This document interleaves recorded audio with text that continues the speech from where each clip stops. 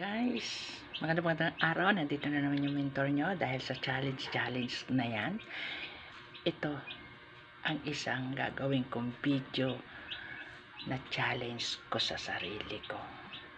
Isa sa pinakamagandang nangyari dito sa aking pagre-reels ay alam nyo ba kung ano? Guess what? Charot. Guys, isa sa pinakamaganda nangyari sa akin dito sa pagre-reels ay nagkaroon ako ng maraming kaibigan. At isa doon ay nagkaroon ako ng Love Alive family. Isa yun sa pinakamagandang nangyari dito sa pagre-reels ko. Mayroong mga hindi magandang nangyayari, mayroong nang iwan, mayroong naiwan, mayroong nananatili hanggang ngayon. Ang isa sa magandang aral na napulot ko dito sa pagre-reels ay magpakatotoo. Guys, kung isa ka sa content creator or isang vlogger, magpakatotoo ka lang. Wala kang kasi dito sa pagiging isang digital creator o isang vlogger, kasi nakapublic yung buhay natin lahat ng ginagawa nandito na hanggat maaring kalkalin nila yung buhay natin tatanungin nila kasi hindi man sinasadya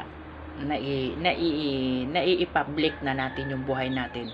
Basta nag-open ka na professional mode, open na rin yung buhay mo sa kanila. Ilalabas mo yung tunay mong ugali, ilalabas mo kung ano yung goal mo dito. Lahat kailangang ipakita mo. Magpakatotoo ka at dapat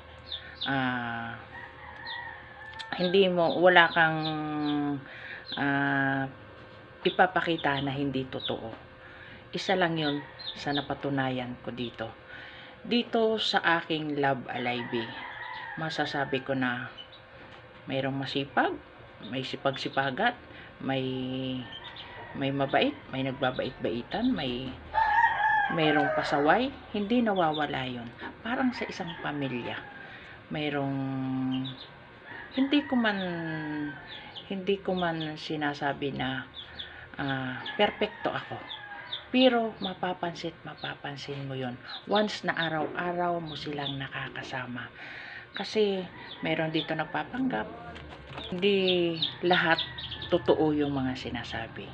Kasi ako siguro masasabi ko lang, yung mga taong nang iwan, good luck, kasi hindi ko siguro kawalan yun na iniwan nyo ako. Siguro nagpakatotoo lang ako sa inyo, kaya siguro nasaling ko lang kayo kung ano, na iniwan nyo ako sa ere.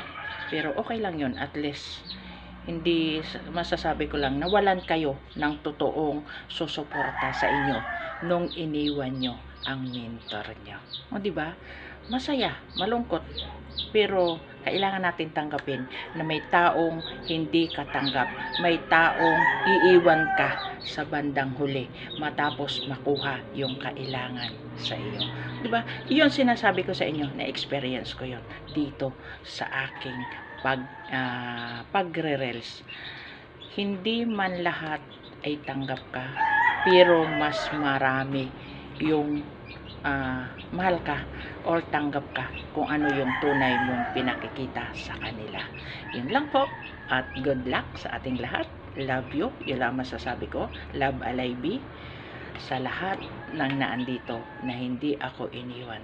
God bless, God help, and love you.